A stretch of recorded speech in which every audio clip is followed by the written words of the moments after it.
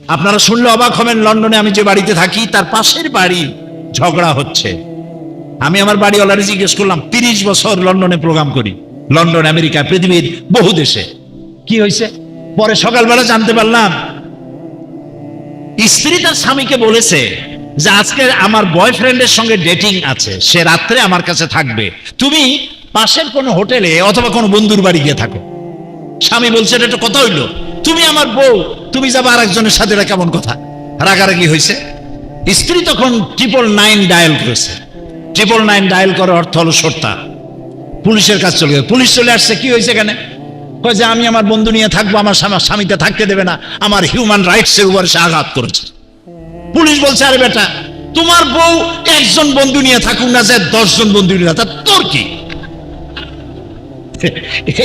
এই হচ্ছে দেশ, এই হচ্ছে ভালোবাসা, এই হচ্ছে ওয়েস্টার্ন সিভিলাইজেশন। ইসলামের চাইতে নিয়ামত সারা পৃথিবীতে আর নাই।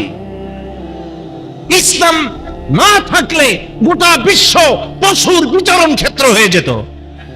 ইসলাম আছে বলে এখনো দুনিয়া আছে, আলহামদুলিল্লাহ। প্রিয় ভাই সব, ওরা বিশ্ব ভালোবাসা দিবস পালন করিয়া SMS করিয়া পরের মেয়েগুলো নষ্ট করে। এরপরে একদিন দেখলাম ঢাকা শহরে দেওয়ালে লেখা বিশ্ব চিন্তা দিবস। আমি খুব চিন্তায় বললাম যে এটা আবার কি? একজনকে জিজ্ঞেস করলাম, ভাই এই বিশ্ব চিন্তা দিবসটা কি? কয় যেটা তো আমরাই আয়োজন করছি। কি এটা, থিমটা কি? বা থিমটা হলো বিশ্ব চিন্তা দিবসে আমরা সবাই বিভিন্ন সেমিনার সিম্পোজিয়াম করব, এক জায়গায় বসবো, আমরা ভাববো, আমরা আরো চিন্তা করব, আরো গভীর ভাবে চিন্তা করব যে আসলে আমরা কোনো ব্যাপারে চিন্তা করছি কিনা। এই হলো বিশ্ব চিন্তা দিবস। প্রিয় ভাই সাহেব, ইসলামে এই পাগলামির স্থান নাই। দিবস পালন করার কোন পাগলামি ইসলামে কবুল করে না। সুবহানাল্লাহ। আমার সারাটা দিন, সারাটা সেকেন্ড, সারাটা ঘন্টা, সারাটা মাস, সারাটা বছর আল্লাহ তাআলার গোলামি করার জন্য আমি সৃষ্টি হয়েছি, এবং এরই মধ্যে আমার নাজাত, এরই মধ্যে আমার বেঁচে থাকার পথ। সুতরাং আল্লাহ রাব্বুল আলামিন মাতৃদুগ্ধের ভিতরে যে নিয়ামত রেখেছেন, এটার জন্য দিবস পালন করার দরকার নাই। শুধু মানুষকে জানায় দাও যে মাতৃদুগ্ধ থেকে সন্তানকে বঞ্চিত করো না,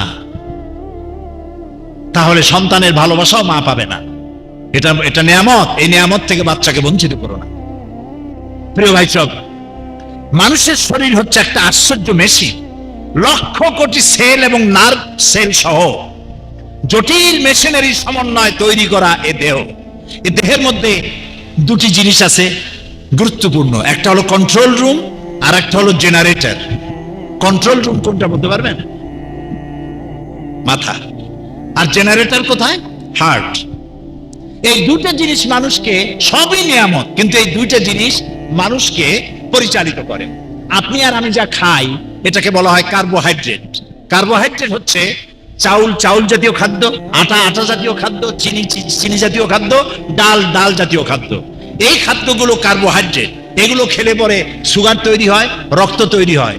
এই রক্তগুলি সারা শরীরে সাপ্লাই করার জন্য অসংখ্য নার্ভ সিস্টেম আল্লাহ তাআলা করেছেন, আর রক্তগুলিকে সঞ্চালন করার জন্য সিস্টোলিক এন্ড ডায়াস্টোলিক, সংকোচন সম্প্রসারণ এর মাধ্যমে এভাবে করে করে হার্ট রক্ত সাপ্লাই করছে, মাথা থেকে শুরু করে পা পর্যন্ত। যেখানে রক্ত যেতে পারে না, সেই অঙ্গ কি হবে? প্যারালাইজড হয়ে যাবে। এই জন্য যারা বেশি খায়, এখানেও আমাদের অনেক ভাইরা দেখছি বাংলাদেশি, তা দেখে চেনা যায় না।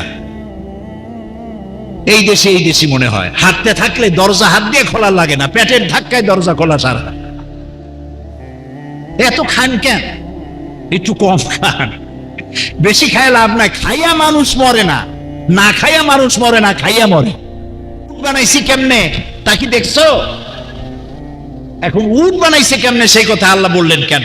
এ নিয়ে অনেক তাফসীর আছে। কেউ বলেছেন উট মরুভূমির জাহাজ, কেউ বলেছেন উটের দুইটা হাঁটু, কেউ বলেছেন উট বেশি দিন পানি পেটের মধ্যে রাখতে পারে, নানান রকমের কথা বলেছেন। কিন্তু আসল কথা অনেক দেরিতে আবিষ্কার হয়েছে। সেটা হলো এই, উটের মধ্যে আল্লাহ তাআলা দুইটা আলাদা জিনিস দিয়েছেন, যা কোনো প্রাণীকে দেন নাই। পৃথিবীর সমস্ত প্রাণী যতটা পানি লোড করে ততটা আনলোড করে, শুধুমাত্র উট একমাত্র পানি যতটা পান করে সবটা পেশাব করে বের করে দেয় না, পিওর পানি রাখার মতো একটা চেম্বার তার বডির মধ্যে আছে, সেখানে পানি জমা করে রাখে। নাম্বার 2, পৃথিবীর প্রত্যেক প্রাণী অক্সিজেন যতটা গ্রহণ করে সবটা ছেড়ে দেয়, আবার নতুন করে গ্রহণ করে। পৃথিবীর একমাত্র প্রাণী উট যতটা অক্সিজেন গ্রহণ করে সবটা ছাড়ে না, কিছুটা অক্সিজেন রাখার মতো লাংসের কাছে তার একটা আছে যেখানে প্রিজার্ভ করে রাখে অক্সিজেন। পানিও আছে, অক্সিজেন আছে। কেন? কারণ হলো মরুভূমিতে সাইমুম হয়, বালুর ঝোড়ো হাওয়া। এই বালুর ঝোড়ো হাওয়া শুরু হলে 2 দিন 3 দিন 4 দিন 5 দিনও থাকে, আপনাদের জানা আছে। তখন মানুষেরা টের পায়, যার যার বাসায় দরজা বন্ধ করে দেয়। কিন্তু উট যাবে কোথায়? ও তো মরুভূমির প্রাণী, সে উট যখন টের পায় যে মরুভূমিতে ঝোড়ো হওয়া শুরু হয়েছে, সে তখন সামনের পাও দিয়ে সামনের বালুগুলো সরায়া এর ভিতরে তার মাথাটা, গলা তো অনেক লম্বা, অর্ধেকটা গলা মাথা শুদ্ধ ওই মরুভূমির ভিতরে ঢুকায় দেয়। এই অবস্থায় সে অন্তত 5 দিন থাকতে পারবে। মরুভূমির ভিতরে উট যেন পানি এবং অক্সিজেনের জন্য যেন মারা না যায়, এই জন্য আল্লাহ রাব্বুল আলামিন উট এমন প্রাণী যার ভেতরে পানি আর অক্সিজেনকে আল্লাহ রাব্বুল আলামিন রিজার্ভের ব্যবস্থা করে দিয়েছেন। কোরআনে কারীম আল্লাহ তাআলা সব বলে দিয়েছেন, এগুলি দেখো। এবং আল্লাহ, ওরা বলে যে আনসিন ইজ নাথিং, যা দেখি না তা বিশ্বাস করি না। আল্লাহরে দেখা যায় না, কাজে বিশ্বাস করি না। আরে বেকুব, আল্লাহরে দেখা যায় না বিশ্বাস করো না, অনেক জিনিস আছে দেখো না তা তো বিশ্বাস করো। তুমি বাতাস দেখছো, তোমার বাপে দেখছে, বাতাস বিশ্বাস করেন না? অক্সিজেন দেখছি, বিশ্বাস করি না? ইথার দেখছি, বিশ্বাস করি না? ফুলের গন্ধ পাই, গন্ধ কি দেখি? আরে ভাই কথা বল না কেন? বিশ্বাস করি, নিশ্চয়ই করি। তাহলে অদেখায় এত জিনিস বিশ্বাস করো, আল্লাহরে বিশ্বাস করতে পারো না? আল্লাহরে অবিশ্বাস করে কারা? এই পোড়া কবাইলিয়ারা। এরা হলো জেনারেল সায়েন্টিস্ট অথবা চিকিৎসা বিজ্ঞানীরা। নাস্তিক হয় না, তারা মনে করে নিশ্চয়ই কিছু আছে, যে পাওয়ার দিয়ে পৃথিবী চলছে, কোনো না কোনো শক্তি আছে। আর যারা দর্শন পড়ে আর সাহিত্য পড়ে, দর্শন আর সাহিত্য পড়ার ঠেলায় বুদ্ধি হয় বেশি, বুদ্ধির চোটে মাথা হয়ে যায় ইন্টারন্যাশনাল এয়ারপোর্ট, মাতার আর দৌলি, চুল থাকে না মোটেও। বুদ্ধিজীবী আছেন আমাদের দেশে, বুদ্ধিজীবী আর কুশী, এগুলো বেশি বোঝে। বেশি বোঝার কারণে there is no God, there is no God. God আছে কিনা মরো আগে, মরলে তো পরে রাষ্ট্রীয় মর্যাদা দেওয়া হয়, সেলুট মারা হয়, তারপরে কবরে সেলুট মারবে কি দিয়া সেটা পরে টের পাবা। দেখার জন্য 2টো চোখ পেয়েছি। এই চোখ দুটো, প্রিয় ভাই সব, এই চোখ দুটো কপালের উপরে কুমিরের মতো যদি হতো তাহলে কেমন হতো? ফুটবল খেলতে গিয়া 1 গোলেই চোখ শেষ।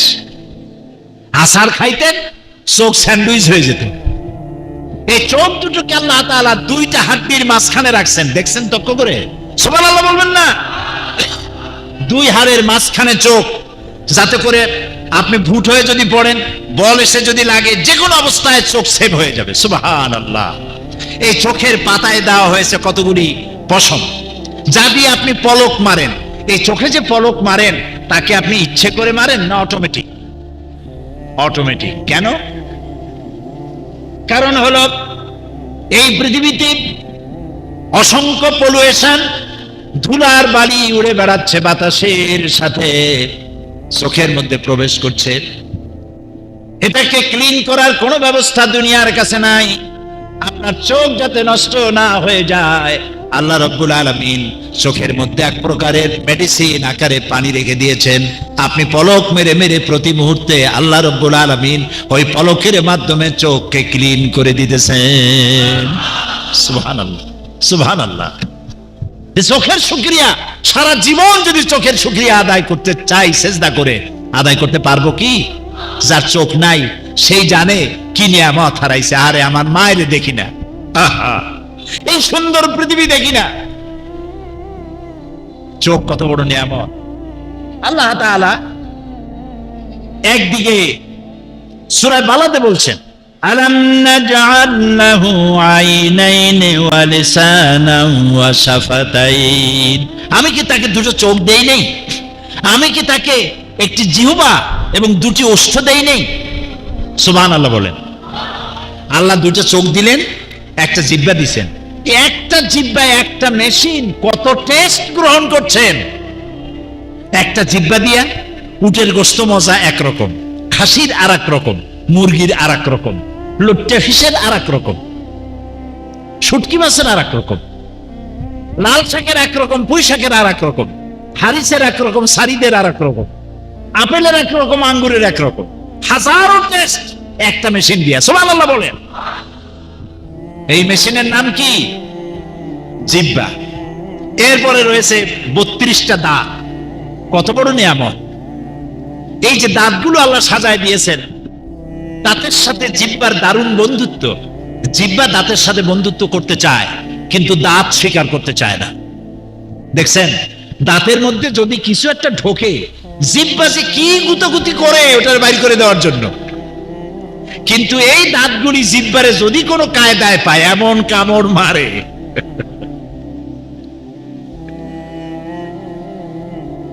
আল্লাহ একটা জিহ্বা দিছেন, সুবহানাল্লাহ।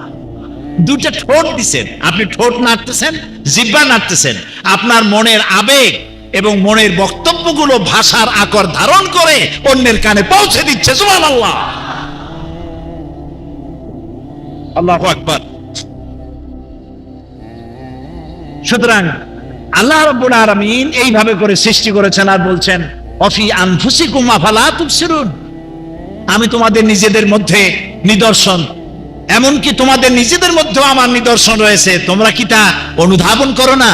চিন্তা করে দেখো কিভাবে আমি তোমাকে সৃষ্টি করেছি। আল্লাহ তাআলা সৃষ্টি করলেন, মায়ের পেটের মধ্যে বাচ্চা হইল। বাচ্চা এখন খাবে কি?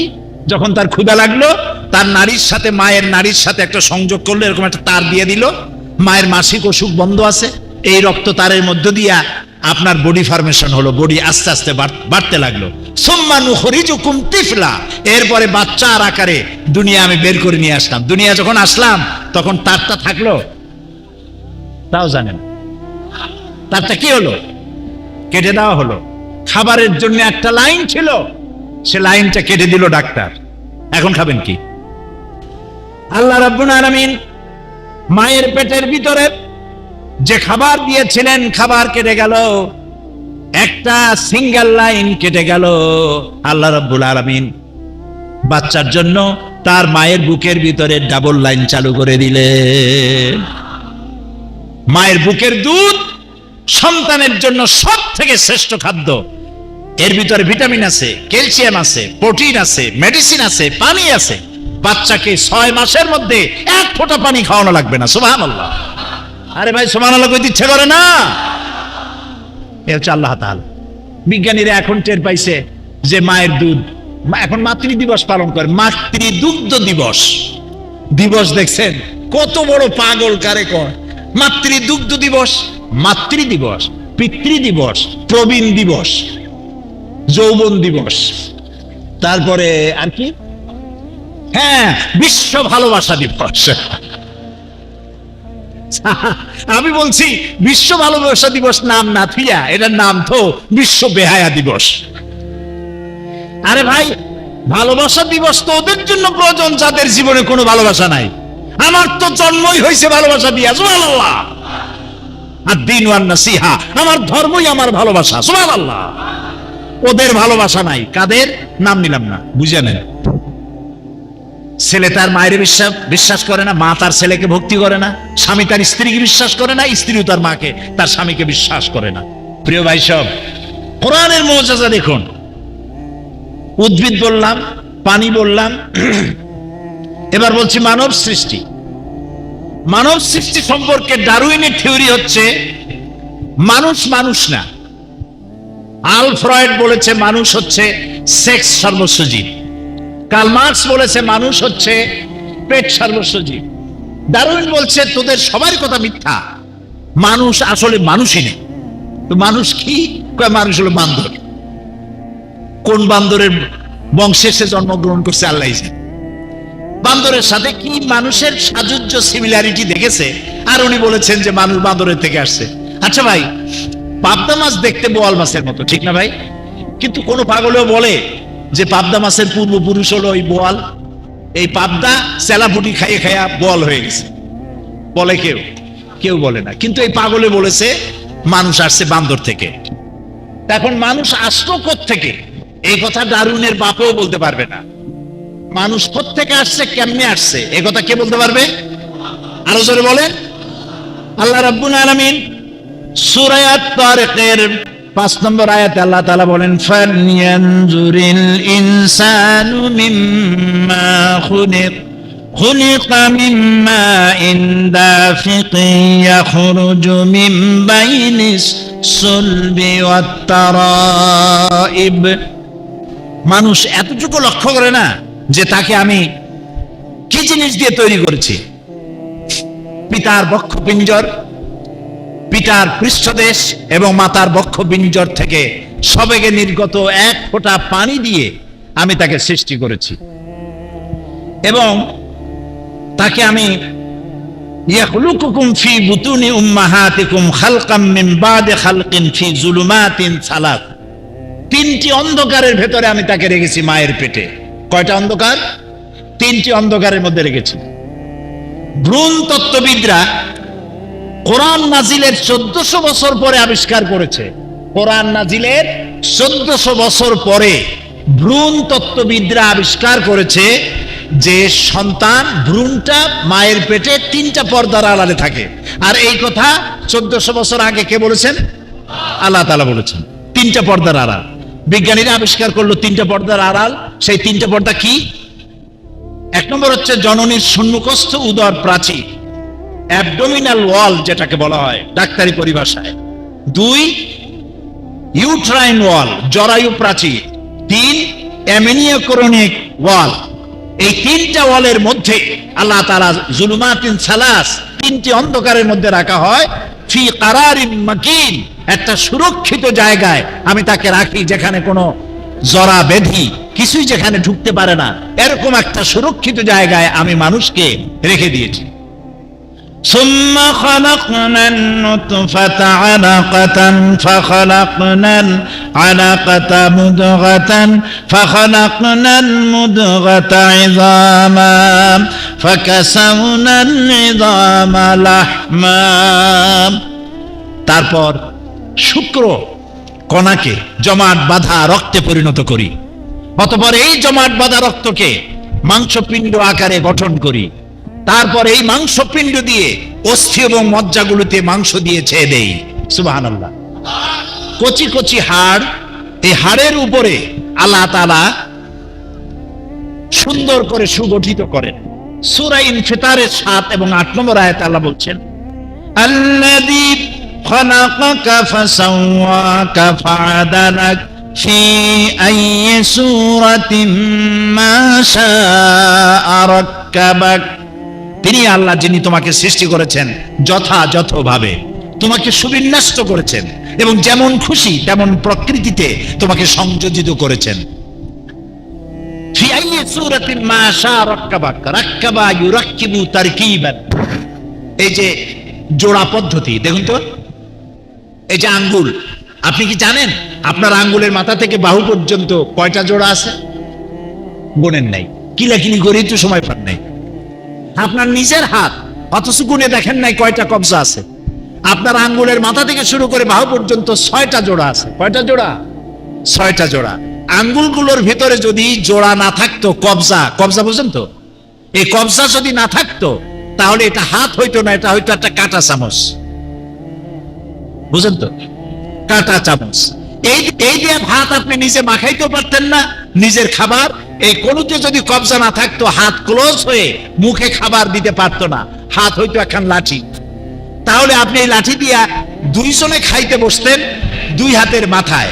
একজন খাওয়াই দেবে এরে, ও খাওয়াই দেবে তারে। তাও আবার হাত ক্লোজ হবে না বলে কাঁটা চামচের মতো মুখের মধ্যে হাত না ঢুকিয়া আঙ্গুলগুলো নাকের মধ্যেও ঢুকতে পারতো। সুবহানাল্লাহ কবেন না? হাঁটুতে কবজা, কোমরে কবজা, পায়েতে কবজা, ঘাড়ে কবজা, যাতে আপনি ঘাড় ঘুরাইতে পারেন। ঘাড় যদি ঘুরাইতে না পারতেন, খালি সামনের দিকেই চলতেন ডাইনোসরের মতো। আরে আল্লাহ তাআলা কি সুন্দর করে বানালেন, আর বলছেন তুমি তাকাও, তোমাকে আমি কিভাবে বানাইছি, একটু তাকায় দেখো তো কত সুন্দর করে আমি তোমারে বানালাম। তারপরে শ্রবণ এবং দর্শন অনুভূতি তোমাকে দিলাম। ভ্রূণ মায়ের পেটে যখন থাকে, সর্বপ্রথম শ্রবণ ক্ষমতা তাকে দেওয়া হয়। 24 সপ্তাহ পরে বাচ্চা শুনতে পায়, ভ্রূণ শুনতে পায়। এর 28 সপ্তাহ পরে তার দর্শন অনুভূতি দেওয়া হয়। সূরা দাহরের মধ্যে আল্লাহ তাআলা বলছেন, ইন্না খালাকনাল ইনসানা মিন নুতফাতিন আমশাজিন নাবতালিহি ফাজআলনাহু সামিআম বাসীরা। আমি অবশ্যই মানুষকে সৃষ্টি করেছি সংমিশ্রিত শুক্রর দ্বারা, একটি বিন্দু থেকে তাকে পরীক্ষা করব বলে। অতঃপর আমি তাকে শ্রবণ শক্তি দিয়েছি, দর্শন শক্তি দিয়েছি। আমরা জেনেছি ইতিহাসে আছে সাহাবায়ে কেরামদের সঙ্গে রোমকদের লড়াই হতেছে, রোমক সৈন্যরা যুদ্ধে জিততে পারতেছে না কিছুতেই। এরপরে তারা গোয়েন্দা বিভাগের লোক পাঠায় দিল, এদের সঙ্গে জিততে পারি না কেন, একটু খুঁজে দেখে আসো রাত্রে এরা করেটা কি। গোয়েন্দা বিভাগের লোক সারা রাত ঘুরে ঘুরে তারপরে এসে রিপোর্ট করলো। এরপরে এসে তাদের প্রধানের কাছে রিপোর্ট করলো, আমরা যার কাছে গিয়েছিলাম দেখে এলাম হুম বিল্লাইলি রাহবানুন ওয়া বিন্নাহারি ফুরসানুন। আমরা দেখে এলাম যাদেরকে দিনের বেলায় প্রচন্ড শক্তিশালী বীর যোদ্ধা রূপে যাকে যুদ্ধ করতে দেখেছি ময়দানে, রাতের বেলায় দেখলাম গিয়া একেবারে নিতান্ত ফকিরের মতো কেউ তো সেজদায় পড়ে কাঁদতেছে, কেউ আবার তেলাওয়াত করতেছে, চোখ দিয়া পানি পড়তেছে, আবার কেউ নামাজ পড়তেছে, আবার কেউ হাত তুলে রেখেছে তাদের প্রভুর দরবারে, চোখের পানিতে তাদের চোখ বুক ভেসে যেতেছে। সারাটা রাত তেলাওয়াত আর সেজদা আর নামাজের মধ্যে তারা এভাবে কাটিয়ে দিয়েছে। সেনাপতি এই রিপোর্ট শোনার পরে বললেন, ও গোয়েন্দা বিভাগের লোকেরা, আমার রোমক সৈন্যরা শোনো, যে জাতির নৈতিক মান এত উচ্চে, ওই জাতির সঙ্গে যুদ্ধ করা মানে আমাদের আত্মহত্যা করার শামিল। এদের সাথে কিছুতেই আমাদের পক্ষে পারা সম্ভব না। হ্যাঁ, এদের সাথে পারা যাবে যদি এই সম্পর্ক নষ্ট করে দেওয়া যায়। আল্লাহর সাথে তাদের এই গভীর সম্পর্ক যেটা আছে, এই সম্পর্ক নষ্ট করে দিতে হবে, তাহলেই কেবলমাত্র সম্ভব হবে। এদের নৈতিক চরিত্র ধ্বংস করার জন্য প্রচেষ্টা চালাও, তাহলে হয়তো আমরা কামিয়াব হতে পারব। আমার বন্ধুগণ, এই জন্য গভীর রাত্রে যারা ইমানদার ব্যক্তি, তাদের জন্য গভীর রাত্রে জাগার একটা ব্যবস্থা আল্লাহ পাক বলেছেন। ইমানদার ব্যক্তিদের জন্য এটা হলো 2 নম্বরের বৈশিষ্ট্য। والذين يقولون ربنا اصرف عنا عذاب جهنم إن عذابها كان غراما। রহমানের বান্দার, খাঁটি বান্দার 3 নম্বরের বৈশিষ্ট্য হচ্ছে তারা আল্লাহ রব্বুল আলামিনের দরবারে হাত তুলে ফরিয়াদ জানায়, আল্লাহর কাছে মোনাজাত করে। আল্লাহ রব্বুল আলামিনকে বলে, আয় আল্লাহ, হে আমার প্রভু, আয় আমার রব, জাহান্নামের আগুন থেকে দয়া করে আমারে বাঁচাও। জোরে বলেন আমিন, জোরে বলেন আমিন। জাহান্নামের বর্ণনা আমরা এই মাহফিলে করেছি, করি নাই? মনে আছে? দারুণ কঠিন জায়গা, অত্যন্ত কঠিন জায়গা, মারাত্মক জায়গা জাহান্নাম। ওই জাহান্নামের জন্য আল্লাহর কাছে কাঁদতে হবে, মাপ চাইতে হবে জাহান্নাম থেকে। মুমিন ব্যক্তির 3 নম্বরের বৈশিষ্ট্যই তাই। সে বলবে, রব্বানা সরিফ আন্না আযাবা জাহান্নাম ইন্না আযাবাহা কানা গরামা। আয় আল্লাহ, তোমার জাহান্নামের শাস্তি থেকে তোমার কাছে মাপ চাই। আল্লাহ পাক বলেন, এই জাহান্নামের শাস্তি বড়ই প্রাণান্তকার হবে। ইন্নাহা সাআত মুস্তাকাররাও ওয়া মুকামা। জাহান্নাম হচ্ছে অবস্থানের জন্য অত্যন্ত নিকৃষ্ট, খুবই খারাপ জায়গা এই জাহান্নাম। কিন্তু মুসলমানদের অবস্থাটা ভিন্ন। মুসলমানেরা নেক আমল করে, ইবাদত বন্দি করে, তা সত্ত্বেও তার কলিজা কাঁপতে থাকে। সুবহানাল্লাহ, তার কলিজা কাঁপতে থাকে যে আমি যে ইবাদত করছি, এই ইবাদত আল্লাহর দরবারে মঞ্জুর হচ্ছে কিনা। এই জন্য তার মন কাঁদতে থাকে। সে আমলের উপর নির্ভর করে থাকে না, সে আল্লাহর দয়ার উপরে নির্ভর করে। কিসের উপরে নির্ভর করে? আল্লাহর দয়া, আল্লাহর রহমতের উপরে নির্ভর করে। আর সে আল্লাহর কাছে কাঁদতে থাকে, রব্বুল আলামিন তুমি দয়া করে মেহেরবানি করে আমার হিসাব নিও না, আমার হিসাব করে যদি বেহেশতে দাও তাহলে তো বেহেশতে যাইতে পারবো না। কিয়ামতের দিন আল্লাহ রাব্বুল আলামিন কোন মানুষকে যদি হিসাবের জন্য ধরে ফেলেন তাহলে ওই বান্দার আর জাহান্নাম ছাড়া কোনো পথ নাই। এই জন্য আল্লাহ শিখায় দিয়েছেন, বান্দা দোয়া কর, ওয়া আদখিলনাল জান্নাতা বিগাইরি হিসাব, আয় আল্লাহ বিনা হিসাবে তোমার জান্নাত আমাকে দান করো। আবার হুজুর দোয়া করেছেন, আল্লাহুম্মা হাসিবনি হিসাবান ইয়াসীরা, আয় আল্লাহ তুমি আমার সহজ হিসাব নাও। পড়েন, আল্লাহুম্মা হাসিবনি হিসাবান ইয়াসীরা, হিসাবে ইয়াসীর, সহজ হিসাব, আয় আল্লাহ তুমি আমার সহজ হিসাব নাও। এই হাদিসের ব্যাখ্যায় এসেছে সহজ হিসাব কি? ব্যাখ্যায় এসেছে সহজ হিসাবটা হচ্ছে আল্লাহ রাব্বুল আলামিন কিয়ামতের ময়দানে তার কোন বান্দাকে যদি রহমত করতে চান, কোন বান্দার প্রতি যদি দয়া করতে চান, কাউকে যদি ক্ষমা করতে চান, তাহলে আল্লাহ রাব্বুল আলামিন তাকে একটা পর্দার আড়ালে ডেকে নেবেন। একটি পর্দার আড়ালে রেখে নিয়ে আল্লাহ পাক জিজ্ঞেস করবেন, বান্দা তুই কি এই গুনাহগুলি করেছিস নাকি, এইটা এইসব গুনাহ করেছিস নাকি? আল্লাহ জিজ্ঞেস করবেন বান্দাকে, অবস্থাটা কেমন হবে চিন্তা করেন, বান্দা এইগুলি করেছিস নাকি? বান্দা ভয়তে থরথর করে কাঁপতে থাকবে, কলিজা ভয়তে কাঁপতে থাকবে, অস্থির হয়ে যাবে। সে স্বীকার করবে, রব্বুল আলামিন তুমি যা বলেছো আমি সব অন্যায় আমার দ্বারা হয়েছে, আমি বুঝতে পারি নাই, আমাকে মাফ করে দাও। রব্বুল আলামিন বান্দাকে বলবেন, যা বান্দা আমি তোকে মাফ করে দিলাম, আমার জান্নাতে চলে যা। সুবহানাল্লাহ বিহামদি, সুবহানাল্লাহ বিহামদি।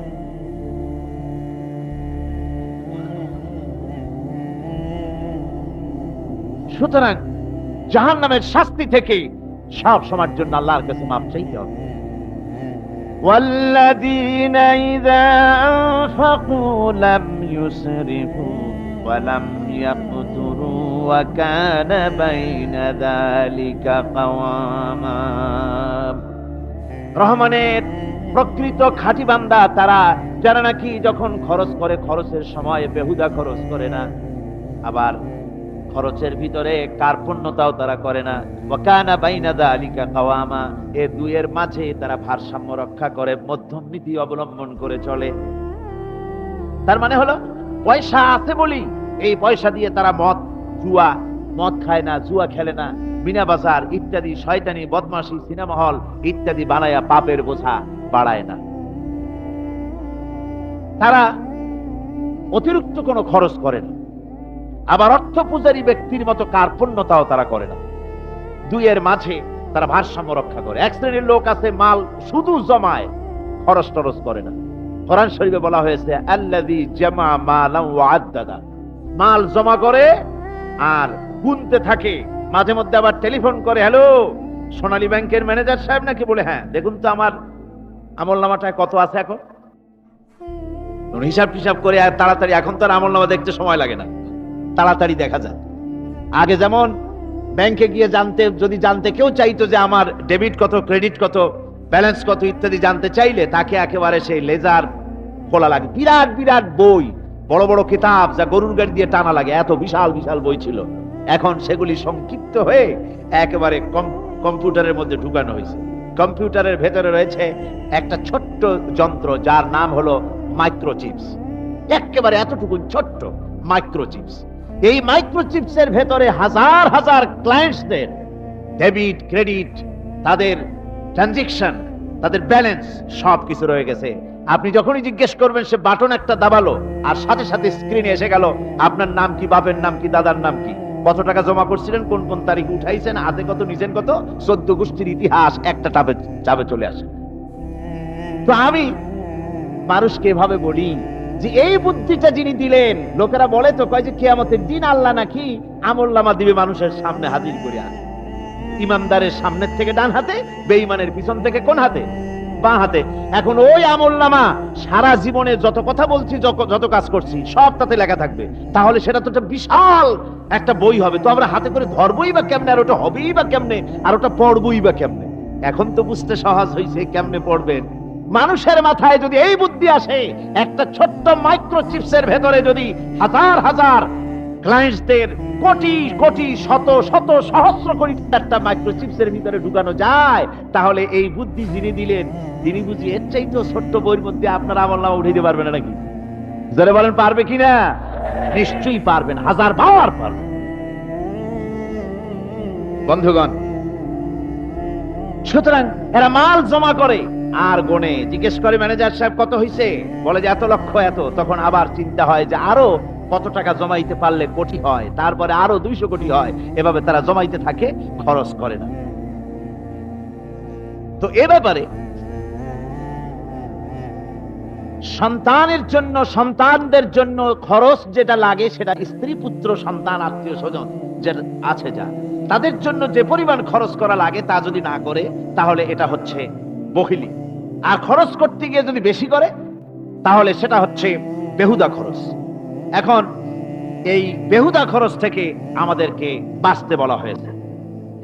বিষয়টা হচ্ছে নিজের আত্মীয় স্বজন সন্তান সন্ততির জন্য খরচ করতে হবে যা লাগে তাই, আর আল্লাহ রাস্তায় যখন দেওয়ার কথা আসে তখন প্রাণ খুলে দান করতে হবে। দেখেন লোকেরা যখন আল্লাহ রাস্তায় দান করতে বলা হয় পকেটের মধ্যে হাত দিয়ে তারপর আঙ্গুল অনেক সময় কষাকষি করে।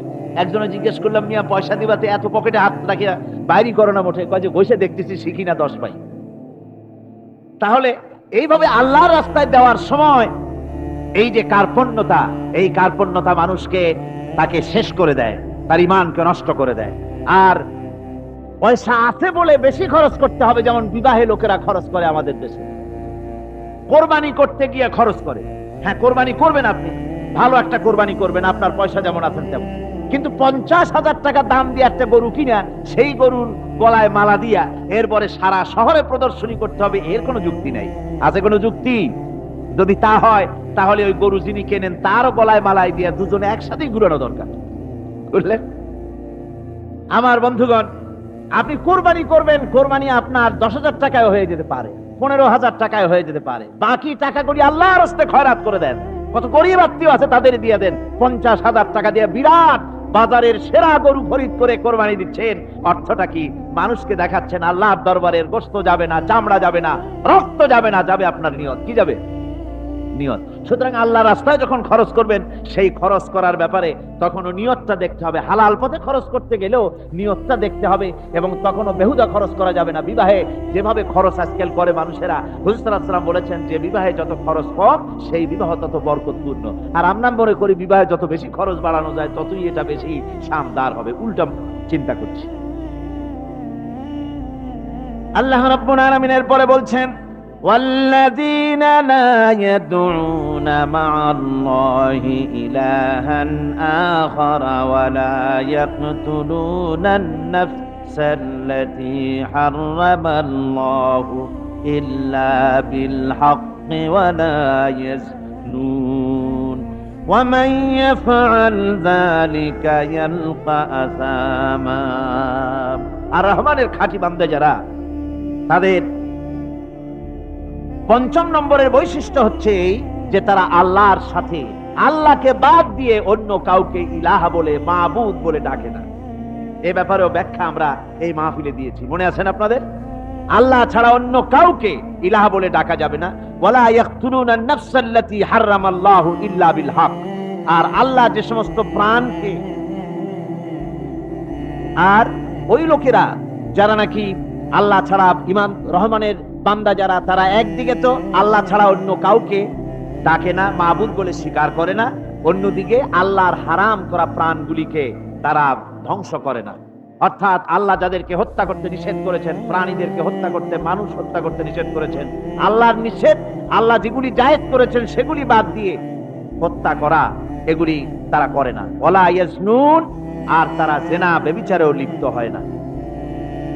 এটা হচ্ছে যে এই সমস্ত লোকগুলি তারা গুনাহ থেকে মুক্ত থাকতে চেষ্টা করে। তারা আল্লাহ ছাড়া আর কাউকে রব বলে ডাকে না, ইলাহ বলে ডাকে না, মাবুদ বলে ডাকে না। হযরত ইবনে মাসউদ রাদিয়াল্লাহু তাআলা আনহু বলেছেন, তিনি রাসূল পাক সাল্লাল্লাহু আলাইহি ওয়াসাল্লামের কাছে জিজ্ঞেস করেছিলেন, হে রাসূল, সবচাইতে বড় গুনাহ কি? হুজুর বলেছেন সবচাইতে বড় গুনাহ 3টা। সবচেয়ে বড় গুণটা কয়টা? রাসূল পাক সাল্লাল্লাহু আলাইহি ওয়াসাল্লাম বলেছেন সবচাইতে বড় গুনাহ হচ্ছে তিনটি। একটি হচ্ছে তুমি যদি কাউকে আল্লাহর সমতুল্য প্রতিদ্বন্দ্বী বানিয়ে যদি তার কাছে কিছু চাও, তাহলে এটা সবচাইতে বড় গুনাহ। সন্তান দিতে পারেন আল্লাহ, তোমাকে রোগমুক্ত করতে পারেন আল্লাহ, আল্লাহ যা করতে পারেন এই সব বিষয়গুলি যদি মানুষের কাছে চাও, তাহলে তুমি আল্লাহর জায়গায় তাকে বসালে এটা সবচেয়ে বড় গুনাহ। আর 2 নম্বরের গুনাহ হচ্ছে নিজের সন্তান তোমার খাবার খাবে, তোমার খাবারে সন্তান ভাগ বসাবে, এই ভয়তে সন্তানকে হত্যা করা, এটাও বিরাট পাপ। আর 3 নম্বরে হচ্ছে প্রতিবেশীর স্ত্রীর সঙ্গে জেনা করা, এটা হলো আরেকটি। মোট 3টি গুনাহ বলেছেন রাসূলুল্লাহ সবচাইতে মারাত্মক গুনাহ। তার মধ্যে এই গুনাহগুলি তো আমাদের সমাজে চালু আছে। একদিকে সমাজের ভেতরে রয়েছে আল্লাহ ছাড়া মানুষের কাছে, মাজারের কাছে গিয়া, কবরের কাছে গিয়া, কবরওয়ালার কাছে চাওয়ার এই রেওয়াজ চালু আছে। এই রেওয়াজ কি চট্টগ্রামে কমেছে না বেড়েছে? কমেছে। জোরে কোন আলহামদুলিল্লাহ। কমে গিয়েছে, আগের তুলনায় বহুত কমেছে। যারা এই মাজারকে নিয়ে ব্যবসা করে তারা অনেকে বলেছেন যে আমাদের ইনকাম আগে যা ছিল তার থেকে 4 আনায় নেমে গিয়েছে, 12 আনায় শেষ। জোরে কোন আলহামদুলিল্লাহ, জোরে বলেন আলহামদুলিল্লাহ। এই মাজার পূজা থেকে বাঁচতে হবে। 2 নম্বরে রয়েছে সমাজের ভিতরে চালু আছে এই যে সন্তান হত্যা করা, এই হত্যা করার এক রেওয়াজ চালু আছে। এরপরে রয়েছে এমনে মানুষকে হত্যা করা। কলেজ ইউনিভার্সিটিতে যেভাবে মানুষ হত্যা করা হচ্ছে, এরা জানে না নিজের আদর্শকে প্রতিষ্ঠার জন্য আন্দাজ এবং অনুমানের উপরে ভিত্তি করে জেদ করে মানুষকে হত্যা করছে। কি বলেন, করে না? আল্লাহ রাব্বুল আলামিন বলেন ওয়ামান ইয়াকুতুল মুমিনা মুতাআম্মিদান ফাজাযাউহু জাহান্নাম খালিদিনা ফিহা আবাদান। আল্লাহ রাব্বুল আলামিন বলেন মুমিন বান্দা কি কেউ যদি ইচ্ছে করে কাউকে হত্যা করে তাহলে তার জায়গা হবে জাহান্নাম, তার আর কোনো শাস্তি নাই, একমাত্র জাহান্নামই হবে তার শাস্তি, চিরকাল জাহান্নামের ভিতরে থাকতে হবে। ধরে বলেন নাউজুবিল্লাহ। আজকে কলেজের মধ্যে, ইউনিভার্সিটিতে অনবরত আমরা হত্যাকাণ্ডের খবর শুনতে পাচ্ছি, সমানে হত্যা হচ্ছে। এই যে সন্ত্রাস এবং হত্যা যা হচ্ছে কলেজ ইউনিভার্সিটিতে, আপনারা আমাকে বলেন অনুরূপ হারে মাদ্রাসায় এই ধরনের সন্ত্রাস হচ্ছে? এত আস্তে জবাব দিলেন তাহলে বোধহয় হচ্ছে দেশে। মাদ্রাসায় সন্ত্রাসের কারণে কোন টাইটেল মাদ্রাসা, ফাজেল মাদ্রাসা সন্ত্রাসের কারণে বন্ধ হয়েছে এমন কোন নজির আপনারা পেয়েছেন? পান নাই। কেন পান? কলেজ বন্ধ হচ্ছে, ইউনিভার্সিটি বন্ধ হচ্ছে সন্ত্রাসের কারণে, মাদ্রাসা বন্ধ হয় না কেন? তার কারণ হচ্ছে কলেজ ইউনিভার্সিটিতে কোরআন পড়ানো হয় না, হাদিস পড়ানো হয় না, তাই তারা হত্যা করলে কি পাপ হয় তাও জানে না। হত্যা পাপ, হত্যার পাপ তো দূরের কথা, মানুষ কোরআন শুনতে আসে, কোরআন শুনতে আসাটাও তাদের বরদাস্ত হয় না। আমি জানতে পারলাম, এ মাহফিল আসার সময় জানতে পেরেছি, চট্টগ্রাম বিশ্ববিদ্যালয়ের কাছে থেকে শ্রোতৃমণ্ডলী, মাহফিলের শ্রোতারা বাসে যখন আসতেছিল, সেখানকার কিছু সংখ্যক ছেলেরা ইট পাটকেল মেরেছে বাসের উপরে, বহুত লোক সেখানে আহত তারা করেছে। নাউজুবিল্লাহি মিন যালিক। কি শিক্ষা দেওয়া হচ্ছে সেখানে?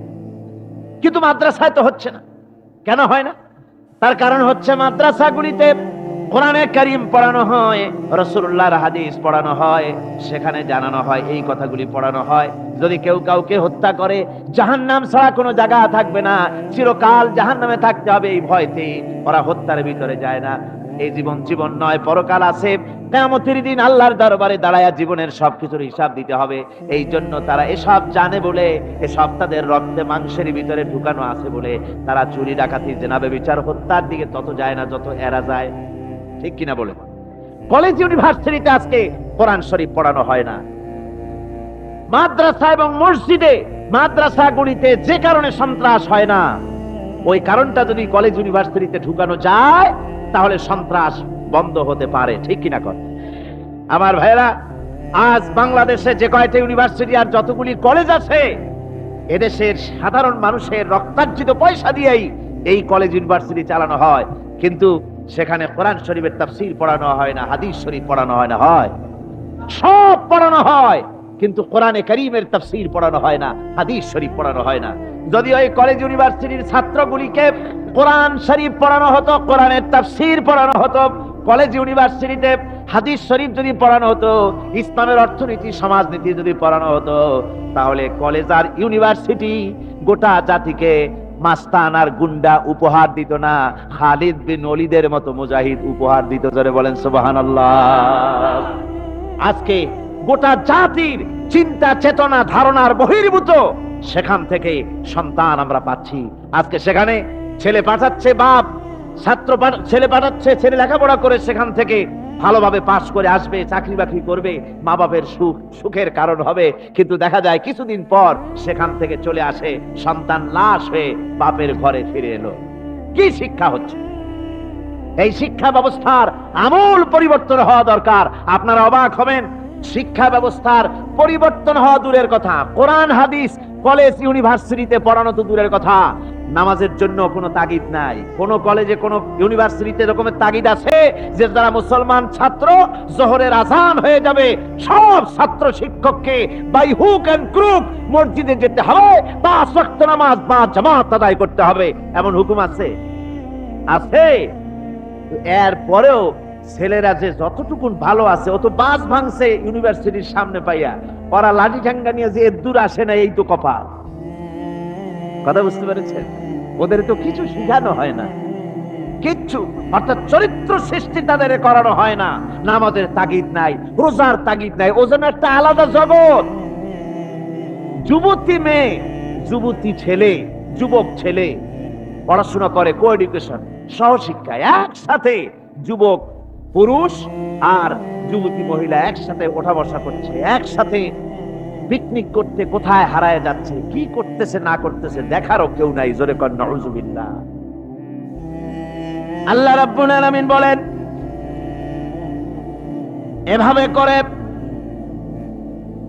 والذين لا يدعون مع الله إلها آخر ولا يقتلون النفس التي حرم الله إلا بالحق।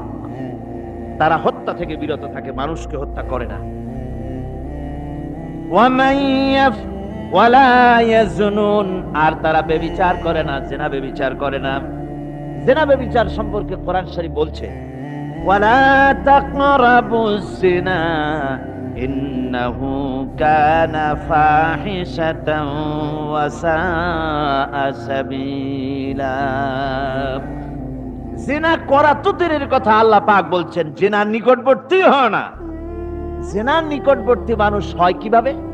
জিনার নিকটবর্তী হওয়ার জন্য কতগুলি উপকরণ এবং উপাদান আছে।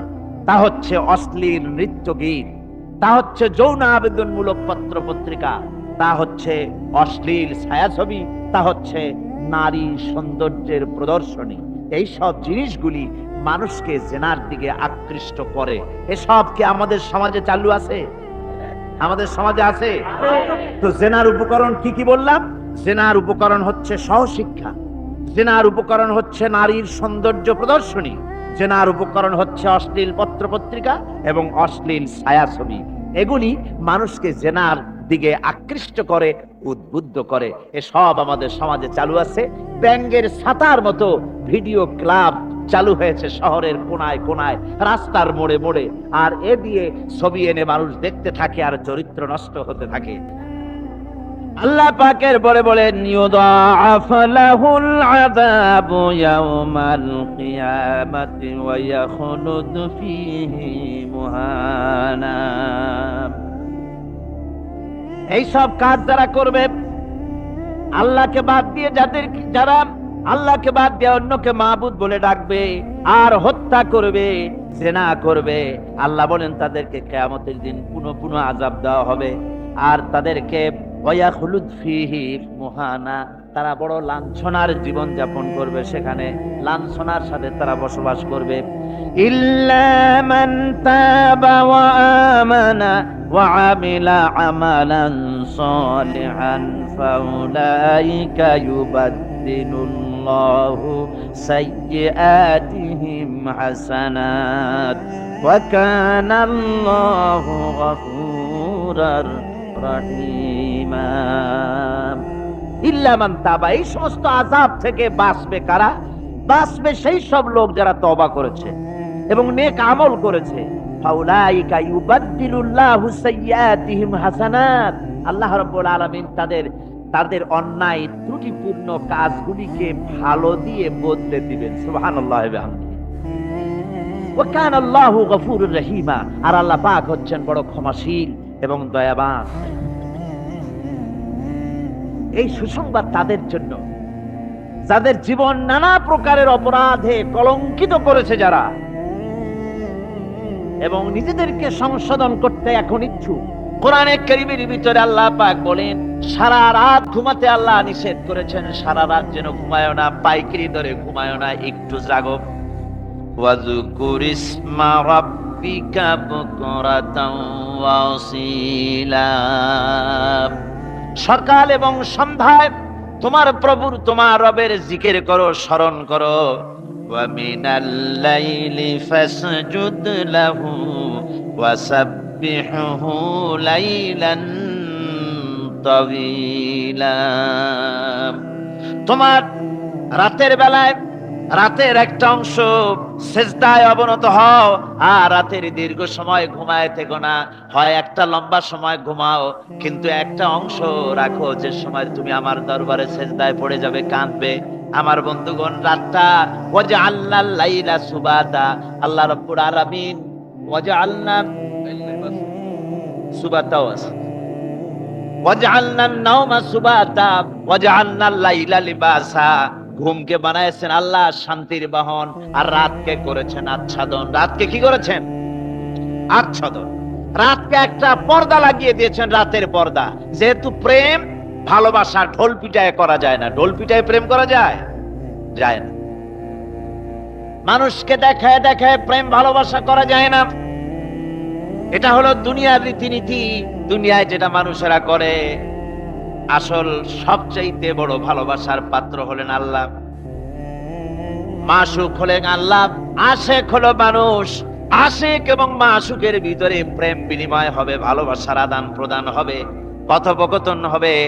এজন্য দিনের কোলাহল পূর্ণ অবস্থায় তা হয় না বলে রব্বুল আলামিন বলেন, আমি তোমাদের জন্য রাতকে একটা আচ্ছাদন, একটা পর্দা বানায় দিস। এই রাতের পর্দার ভিতরে থেকে আমারে ডাকো, আমার কাছে তুমি আমাকে ডাকো, একটা লম্বা সময় নিয়ে আমাকে বলতে থাকো, আমাকে ডাকতে থাকো। আল্লাহ পাক তার নবীকেও বলেছেন, ইয়া আইয়ুহাল মুযাম্মিলু কুমিল লাইলা ইল্লা কালিলা, হে চাদর আচ্ছাদিত ব্যক্তি, রাত্রিকালে সালাতে দণ্ডায়মান থাকো, কিন্তু কম। সারা রাত জাগার দরকার নেই, একটা অংশ জাগো, যখন তুমি আমার জন্য কাঁদবে, আমার জন্য সেজদায় পড়ে থাকবে। রাসূল পাক সাল্লাল্লাহু আলাইহি সাল্লাম তাহাজ্জুদের নামাজি সেজদায় পড়ে থাকতেন। রাতে ঘন্টার পর ঘন্টা চলে যেতেছে। হযরত আয়েশা বলেন, আমি মনে করতাম সেজদায় এমন ভাবে রাসূল পড়েছেন আর ওঠেন না, আমার মনে হতো হুজুর বুঝি ইন্তেকাল করে গেছেন। আমি রাসূলের পায়ের আঙ্গুল ধরে আস্তে করে চাপ দিতাম, হুজুর তাতে একটু ব্যথা পেয়ে আঙ্গুল নাড়া দিতেন। তখন আমি মনে করতাম আল্লাহর নবী বিদায় হন নাই, বেঁচে আছেন। আবার কখনো দাঁড়িয়ে দাঁড়িয়ে নামাজের ভিতরে তেলাওয়াত করতে করতে রাত শেষ হয়ে যেত। আমার মনে হতো এই দাঁড়ানো থেকে হুজুর বুঝি আর রুকুতে যাবেন না। আবার যখন রুকুতে যেতেন মনে হতো এই রুকু থেকে আর বুঝি সেজদায় যাবেন না। আবার যখন সেজদায় যেতেন মনে হতো এই সেজদা থেকে রাসূল বুঝি আর উঠবেন না। সুবহানাল্লাহ বিহামদিহি। সাহাবায়ে কিরাম জিজ্ঞেস করতেন, হে রাসূল, হযরত আয়েশা জিজ্ঞেস করে, হে রাসূল, আপনি এত কাঁদেন কেন, এত ইবাদত করেন, এত রাত জাগেন? হযরত আয়েশা বলেছেন, আল্লাহর নবী দাঁড়িয়ে দাঁড়িয়ে তেলাওয়াত করতে করতে, দাঁড়িয়ে দাঁড়িয়ে নামাজ পড়তে পড়তে পাও মোবারক, কদম মোবারক এমন ভাবে ফুলে যেত, সকাল বেলায় জুতার মধ্যে পাও ঢুকতো না। সুবহানাল্লাহ। এইভাবে রাসূল পাক কষ্ট করতে। জিজ্ঞাসা করতে এত ইবাদত কেন করেন? আপনার তো আগের পিছের সমস্ত গুনাহ আল্লাহ মাফ করেছেন, কোন গুনাহ আপনার নাই। তবু আল্লাহ বলে দিয়েছেন, নবী আপনার আগের পিছের সব মাফ। তারপরেও এত কান্দেন কেন? আল্লাহর নবী বলেছেন, ও সাহাবীরা ও আমার স্ত্রীরা শোনো, আমি কি আমার বান্দার আমি আমার আল্লাহর শুকরগুজারকারী বান্দায় কি আমি পরিণত হব না? যে আল্লাহ আমাকে এত নিয়ামত দিয়েছেন, আমি কি সেই আল্লাহর শুকরগুজার হব না? রাসূলুল্লাহ এভাবে কাঁদতেন। সুতরাং প্রত্যেকটি মুসলমানকে রাতের বেলায় আল্লাহর দরবারে হাত তুলে কাঁদতে হবে, মোনাজাত করতে হবে, রব্বুল আলামিন যে গুনাহ করেছি, আমি যত গুনাহ করেছি, আমাকে তুমি নেয়ামত যা দিয়েছো, এই নেয়ামত তুমি না দিলেও পারতে, তুমি দয়া করে দিয়েছো। এভাবে যদি মানুষ কান্দে, আল্লাহ এই অপরাধ করেছি, অপরাধের কথা যদি স্মরণ করে আর কাঁদতে থাকে, আল্লাহ রব্বুল আলামিনের রহমত তার উপরে তখন পড়তে থাকে। আর এই তাহাজ্জুদ, গভীর রাতের কান্দাকাটি, এই জন্য আল্লাহ পাক বলেন এর আসল ব্যাপারটা হলো ইন্না নাশিআতাল লাইলি হিয়া আশাদ্দু ওয়াতআন ওয়া আকওয়ামু কিলা।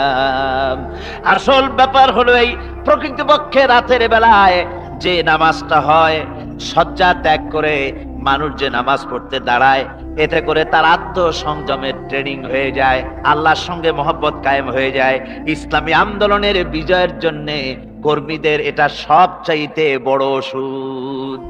শুধু হরতালের প্রোগ্রাম দিয়া, শুধু মিছিলের প্রোগ্রাম দিয়া ইসলামী আন্দোলন বিজয় কোনো কালে হয় নাই আর হবেও না। এর জন্য আন্দোলন যারা করে তাদেরকে গভীর রাত্রে উঠতে হয়, নফল রোজা রাখতে হয়, আর গভীর রাত্রে তেলাওয়াত করতে হয়, কাঁদতে হয় আল্লাহর কাছে, তা না হলে আন্দোলনের বিজয় হওয়া সম্ভব নয়।